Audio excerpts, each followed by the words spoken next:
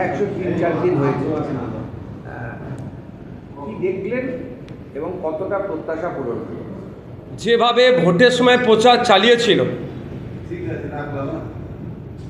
একদিকে তৃণমূলের দুর্নীতি, এই দুর্নীতির অবসান ঘটুক, অপরদিকে বিজেপির প্রতিশ্রুতি, এই দুটো মানুষ গ্রহণ করে নিয়েছিল।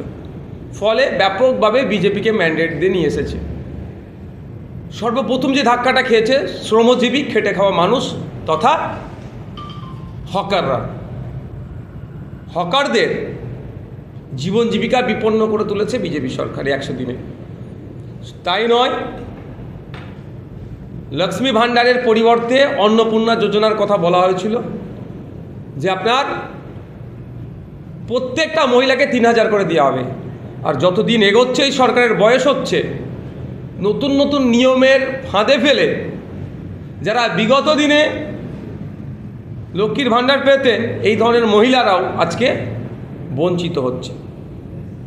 200 ইউনিট বিদ্যুৎ বিনামূল্যে দেওয়ার কথা বলেছিল প্রতিশ্রুতিপত্রতে, 100 দিনে সেটাও কার্যকারিতা করতে পারেনি। ওর পরিবর্তে সোলার লাগানোর নিদান দিচ্ছে।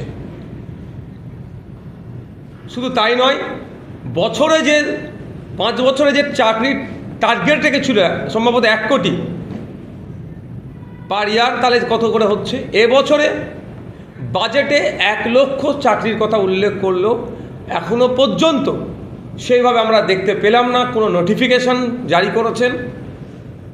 অর্থাৎ এখানেও একটা ধোঁয়াশার মধ্যে থাকছে। শুধু তাই নয়, বিগত দিনে যারা ওয়েস্ট বেঙ্গল পুলিশ থেকে শুরু করে টেট 2022, 2023 আরও যেগুলো নিয়োগ প্রক্রিয়া যেগুলো থমকে আছে, সে নিয়েও কোনো উচ্চবাচ্য করতে দেখা গেল না। বিরোধী আসনে যখন বসেছিল বিজেপি, এই চাকরির পরীক্ষার্থীদেরকে নানান প্রতিশ্রুতি দিয়েছিলেন। তারাই আবার যখন প্রতিশ্রুতি পূরণে ব্যর্থ হয়েছে, প্রতিবাদে যখন নামছে, আবার পুলিশকে সেই বিগত সরকারের মতো এগিয়ে দিচ্ছে তাদের উপরে, তাদেরকে ধরে আটকানোর জন্য। শুধু তাই নয়, চমকের রাজনীতি চলছে। আর উন্নয়ন শুধু দেখানো হচ্ছে, বিশেষ এক সম্প্রদায়কে আক্রমণটাকে এদের উন্নয়ন বলে দেখানো হচ্ছে।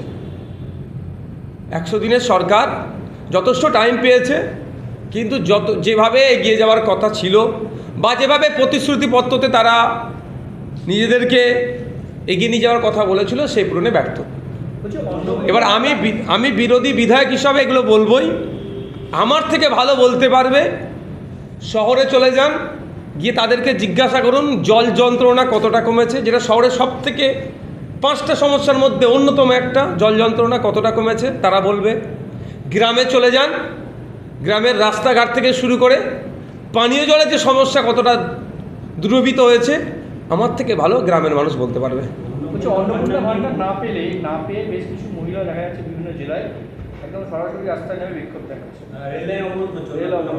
দেখুন, আমি প্রত্যেকটা ডেমোক্রেটিক ওয়ে যে প্রোটেস্ট হয় সেগুলোকে আমি স্বাগত জানাই। আমি সেখানে ফিজিক্যালি না থাকতে পারলে মেন্টালি থাকি। কথা হচ্ছে, প্রতিশ্রুতি দিয়েছিলেন যখন বিরোধী আসনে বসেছিল বিজেপির পক্ষ থেকে। বিজেপি এখন শাসকের আসনে বসেছে, প্রতিশ্রুতি পূরণে ব্যর্থ হয়েছে, ফলে মানুষ প্রতিবাদ জানাচ্ছে।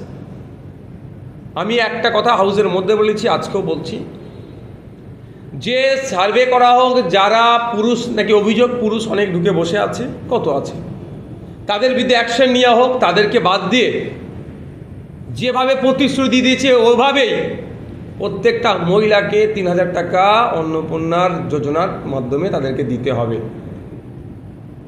এটা আমার দাবি। সরকার প্রতিটি স্কুলের শিক্ষকরা মর্মকতা পাচ্ছে না, পক্ষে তারা কমে গেছে, এটা দেওয়ার কথা গভর্নমেন্ট করেছিল। দেখুন, ক্ষমতায় আসার আগে বলেছিল কেন্দ্রীয় সমাহারে দিয়ে দেবো মহার্ঘ ভাতা। ক্ষমতায় আসলো, বাজেট দেখলাম, সেখানে একটা পার্সেন্টেজ ইনক্রিজ করার কথা বললো এবং লং টাইম দিল, এতদিন পরে দেবো। কিন্তু আমরা বারবার বলেছিলাম যে কেন্দ্রীয় সমাহারে দিতে হবে এবং সুপ্রিম কোর্টে যে নির্দেশনা আছে সেটা দিতে হবে। আজকে সেটা পুরনো ব্যর্থ হয়েছে, সেজন্য যেতে বাধ্য হচ্ছে সরকারি কর্মচারীরা। চিনির দাম বহু করে বাড়ছে, নিত্য প্রয়োজনীয় দ্রব্য হচ্ছে চিনি। গত 1 সপ্তাহে 20 টাকা দাম বেড়ে গেছে। দেখুন, বিশেষজ্ঞরা বলছে যেভাবে ইথানল তৈরি হচ্ছে, ফলে কোনো না কোনো জায়গায় চিনি উৎপাদন কম হয়ে যাচ্ছে, সেই জন্য এর ইম্প্যাক্টটা চিনির উপরে পড়ছে। সমস্যা হচ্ছে এই যে ইথানল নিয়ে তাহলে দুরকমভাবে আমরা আক্রান্ত হচ্ছি। E20 দ্বারা আমাদের গাড়িগুলো নষ্ট হচ্ছে, একভাবে আক্রান্ত হচ্ছে। দ্বিতীয় হচ্ছে চিনির দাম বেড়ে যাচ্ছে, ওখানে আমরা মার্কেটিং প্রাইস হাইক হয়ে যাচ্ছে, জোড়া দাম আমাদের কিনতে হচ্ছে। সরকারের কাজটাই কি? জনগণকে একটু সুযোগ সুবিধা বেশি করে দেওয়া, মার্কেটকে কন্ট্রোল করা, ভারতবর্ষের নাগরিক যারা আছেন, বাংলার নাগরিক যারা আছেন, তাদেরকে এই যে নিত্য প্রয়োজনীয় জিনিসগুলো আছে সেই দামটা আন্ডার কন্ট্রোল রাখা। তার পরিবর্তে কি দেখছি, একের পর এক দাম বেড়ে যাচ্ছে, কন্ট্রোল তো দূরের কথা, বকলমে দাম বেড়ে যাওয়ার কারণেই এই বিজেপি হয়ে দাঁড়াচ্ছে। মুখ্যমন্ত্রী ডাকলে তিনি আসবেন, ফলে দেশের স্বার্থ বিকৃত হবে। মুখ্যমন্ত্রী, বর্তমান মুখ্যমন্ত্রী সেই অনুষ্ঠানে যোগ দিয়েছেন, তাকে ধন্যবাদ জানিয়েছি। দেখুন, আমরা যুক্তরাষ্ট্রীয় পরিকাঠামোর মধ্যে আছি। পরিকাঠামোর মধ্যে যখন আছি, যে প্রোটোকল আছে প্রত্যেককে প্রোটোকলের মান্যতা দেওয়া দরকার। এমনও তো দেখা গিয়েছে যে আমাদের পশ্চিমবাংলার সরকারের যিনি প্রধান, অ্যাডমিনিস্ট্রেটিভ মিটিং করছেন বিরোধী MP MLAদেরকে বর্জন করে। এটা তো প্রোটোকলের বাইরে। আজকে অমিত শাহজি যে কথা বলছেন প্রোটোকলের মধ্যে থেকে নিশ্চিতভাবে বলছে। তবে একটা কথা আমি অ্যাড করতে চাই, যেহেতু তিনি উত্তরবঙ্গে এসেছেন, উত্তরবঙ্গে এসে আমাদের দেশে নিরাপত্তার জন্য তিনি আলোচনা করছেন। শুধু উত্তরবঙ্গ নয়, পাঞ্জাব, গুজরাট, ওদিকে আপনার রাজস্থান সহ ত্রিপুরার যে বর্ডার স্টেটগুলো আছে সেগুলোকে আরও বেশি করে নজর দেওয়া দরকার। অরুণাচল প্রদেশ, প্রত্যেক দিন শুনছি কম বেশি নাকি চীনের অগ্রসর হচ্ছে, সেখানে আটকাবে কী করে? কয়েক হাজার কিলোমিটার নাকি চীন চলে এসেছে।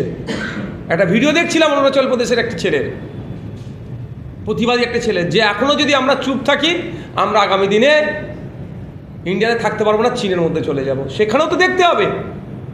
সাথে সাথে এটাও বলবো, চিকেন নেক নিয়ে একটা সেন্সিটিভ জায়গা। ইতিহাস যদি দেখা যায় 2015 বা আগে পরে, যে আমরা বাংলাদেশের সুবিধার্থে বা আমার দেশের সুবিধার্থেও আমরা ল্যান্ডকে এক্সচেঞ্জ করেছি, ছিটমহলকে হস্তান্তর করেছি। এবং এটা এখনও জলচালিত প্রমাণ আছে। 3 বিঘা যে করিডোর আছে, বাংলাদেশের মানুষের সুবিধার্থে, যাতায়াতের সুবিধার্থে, সহজ ইজি অ্যাক্সেসের জন্য আমাদের ভূখণ্ডের ওপর দিয়ে বাংলাদেশকে আমরা যাতায়াতের ব্যবস্থা করে দিয়েছি। তো আমাদের দেশের স্বার্থে, দেশের নিরাপত্তার স্বার্থে, বহির্বিশ্বের শত্রুদের হাত থেকে আমার দেশের নিরাপত্তার স্বার্থে চিকেন নেকটা অত্যন্ত গুরুত্বপূর্ণ জায়গা। চিকেন নেককে আরও এক্সটেন্ড করা যায় নাকি, জায়গাকে আরও বাড়ানো যায় নাকি, সেই নিয়ে আমার মনে হয় আমার দেশের স্বরাষ্ট্রমন্ত্রী, আমার দেশের ফরেন অ্যাফেয়ার্স মিনিস্টারের আলোচনা করে বাংলাদেশ সরকারের সাথে দ্রুততার সাথে ডায়লগ বিনিময় করা দরকার।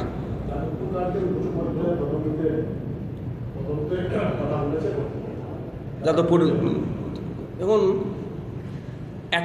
একটা টাইম পর্যন্ত ভাবছিলাম যে যাদবপুরের ছাত্রদের সাথে বহিরাগতদের লড়াই, কিন্তু পরবর্তী যত বেলা গড়ালো দেখতে পেলাম যাদবপুরের কৃষ্টি কালচার ঐতিহ্যের উপরে আক্রমণে নেমেছিল কারণ।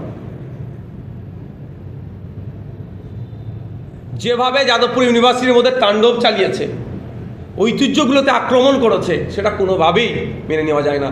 যাদবপুর শুধু একটা কলকাতা বা ওয়েস্ট বেঙ্গল একটা ইউনিভার্সিটি নয়, বিশ্বের খ্যাতনামা ইউনিভার্সিটির মধ্যে একটা। Central government centre of excellence হিসাবে ঘোষণা করেছেন। শুধু তাই নয়, ব্রিটিশদের বিরুদ্ধে যাদবপুর ইউনিভার্সিটি একটা অন্যতম গুরুত্বপূর্ণ ভূমিকা আছে ব্রিটিশদের তাড়ানোর বিরুদ্ধে। তাহলে এই ঐতিহ্যপূর্ণ প্রতিষ্ঠানকে যেভাবে কাকু জ্যাঠুদের বয়সে লোকেরা এসে ছাত্র সেজে যে তাণ্ডব চালিয়েছে, অবশ্যই হওয়া দরকার। তো যে কমিটি, উচ্চ পর্যায়ে যে কমিটি গঠনের কথা বলেছেন, আমি জানি না, তবে আমি আশা করব যেন একটা টাইম ফ্রেম করে দেয়, ওই টাইমের মধ্যে তদন্ত প্রক্রিয়া শেষ হবে। অন্যথায় ওই মমতা ব্যানার্জির আমলে SIT তৈরি করে দেওয়ার মতো হবে। হাজারো হয়তো SIT হয়ে গেছে, নিটফল 0। এই কলকাতা কর্পোরেশনের স্থায়ী এবং অস্থায়ী মিলে যত কর্মী রয়েছে তাদের বেতন দিতে যা টাকা প্রয়োজন দেখা যাচ্ছে কোষাগার থেকে তার থেকে বেশি টাকা পেমেন্ট হচ্ছে। এই জন্য পুরো কর্তৃপক্ষ একটা তদন্ত কমিটি গঠন করেছে। হ্যাঁ, এটা তো আজকের রোগ নয়, এটা দীর্ঘদিনের রোগ। সে রোগটা চলছে। শুধু তাই না, আপনি খোঁজ নিলে দেখবেন এই যে হেডে টাকাটা উঠছে, যেটা অস্থায়ী হেডে বেশি টাকা উঠছে। এটা চুরি করার সব থেকে ওদের জন্য, যারা চুরি করে তাদের জন্য সেফ জোন। অস্থায়ী কর্মী হিসাবে এগুলো তুলছে, তদন্ত হওয়া দরকার। এদিকে অস্থায়ী কর্মচারীরা তাদের ন্যায্য যে তাদের মজুরি পাওয়া দরকার, তাদের কর্মের মূল্যায়ন হচ্ছে না, উল্টো দিকে টাকা লুট হয়ে যাচ্ছে। সেটা শেষ প্রশ্ন আমার অন্তত, সেটা হচ্ছে আরাবুল ইসলামের কি হলো? ভোটের আগে জয়েন করে দেখুন, এটা নিয়ে আমি বেশি কথা বলবো না। প্রথম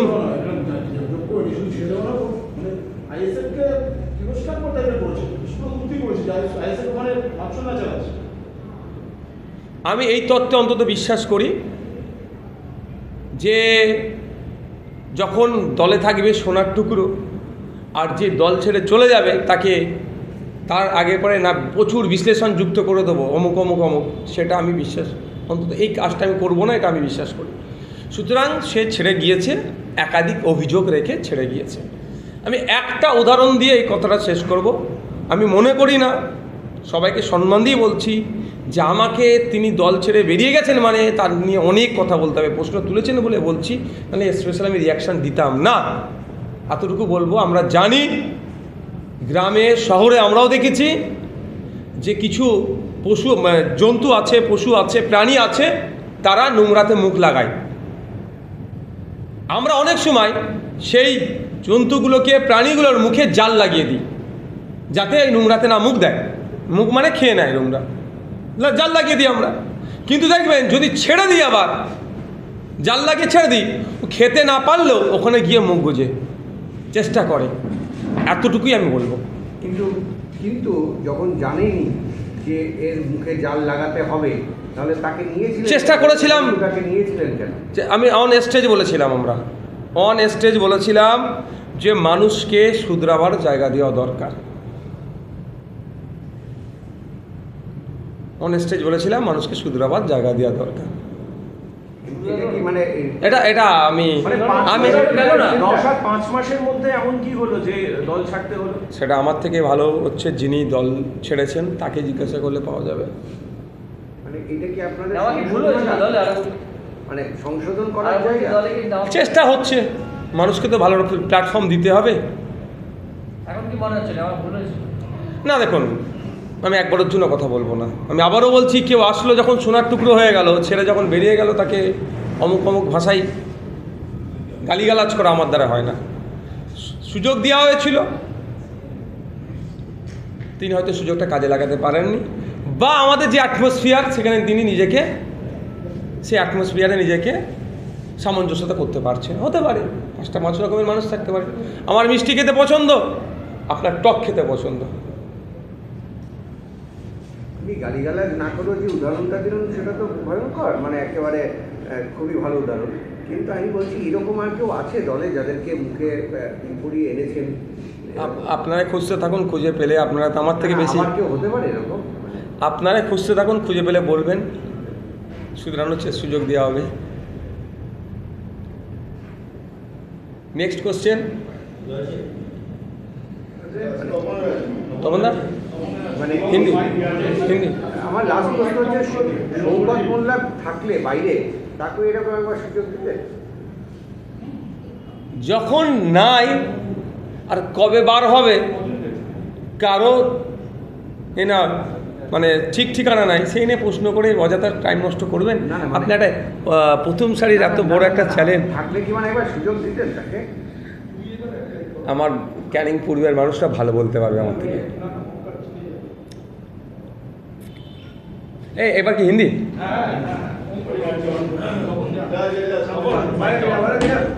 হ্যাঁ, কার ভাই হবে, কার জামাইবাবু হবেন, কার কি হবে, সেটার থেকে বড় কথা হচ্ছে যে অন্যায় করছে তাকেই আমরা তাকেই বলবো। কিন্তু প্রশ্ন আমার এখানে থেকে যায়, বিগত 10 বছর সারা ভারতবর্ষের কথা বলছি, নট অনলি ওয়েস্ট বেঙ্গল, যাদেরকে জঙ্গি সন্দেহে গ্রেফতার করা হচ্ছে, পাকিস্তানের গুপ্তচর,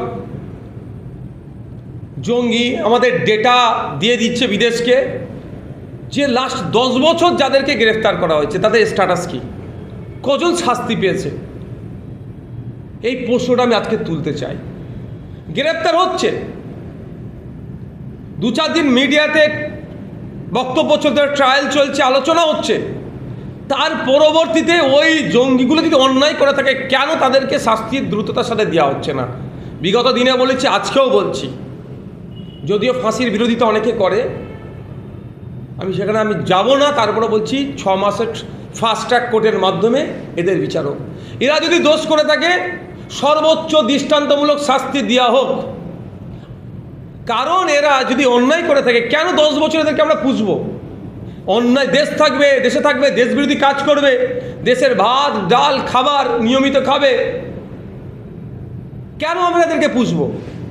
এদেরকে সর্বোচ্চ শাস্তির ব্যবস্থা হোক। বলছি, উত্তরবঙ্গ সফরের দ্বিতীয় দিনে অমিত শাহ তিনি অভিযোগ করেছেন এই ধরনের অনুষ্ঠানগুলোতে পুঙ্খানুপুঙ্খ তদন্ত করা হোক এবং কোন উচ্চ নেতৃত্বর ইশারাতে এই কর্মকাণ্ডগুলো চালিয়ে যেত, বালি পাথর কয়লা ইত্যাদি রাষ্ট্রীয় সম্পত্তিগুলো চুরি হতো, এটা দেখার দরকার আছে। তাহলে এগুলো সমাধান হবে, অর্থাৎ আগামী প্রজন্মের জন্য দৃষ্টান্ত তৈরি হবে, দুর্নীতি কম হবে। আর অন্যথায় শুধু জনপ্রতিনিধি বা বিরোধী দলের নেতা কেতাদের ধরে টানাটানি করলে দুর্নীতি চিরতরের জন্য মুছবে না।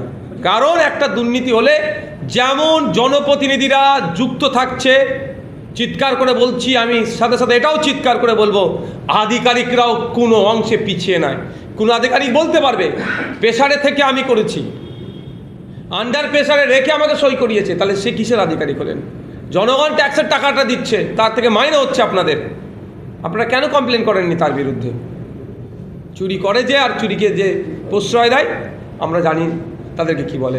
জঙ্গি সন্দেহে এসটিএফ ইসলামপুর থেকে একজনকে অ্যারেস্ট করেছে, তিনি আবার স্থানীয় তৃণমূল ব্লক সভাপতি। দেখুন, এই ধরনের টুলুমণ্ডল তৃণমূল কংগ্রেসে শয়ে শয়ে নয় হাজার আছে, খুঁজে বার করতে হবে। রাষ্ট্রীয় সম্পত্তিগুলোকে কিভাবে লুট করেছে, কোথা থেকে টাকা আসলো? নিশ্চিতভাবে টাকা ছাপানো তার মেশিন নয়, দুরকমভাবে হতে পারে, এক লোকের কাছ থেকে কেড়েছে, নাহলে রাষ্ট্রীয় সম্পত্তিগুলো থেকে বানিয়েছে। তখন এটাকে তদন্ত করা দরকার। তবে আমি একটা কথা বলবো, টুলুমণ্ডল হতে পারত না দলের ওপরের নেতাদের হাত না থাকলে, টুলুমণ্ডল এই খ্যাত হতে পারত না যদি আধিকারিকদের না সহযোগিতা থাকতো। শুধুমাত্র টুলুমণ্ডলকে ধরলে সমস্যার সমাধান হবে না। আগামী দিনে যদি এই সমস্যা গোড়া থেকেই সমাধান করতে হয়, ওই সময় ওখানকার আধিকারিকদের সাথে টুলুমণ্ডলের কী সম্পর্ক ছিল, কী আদান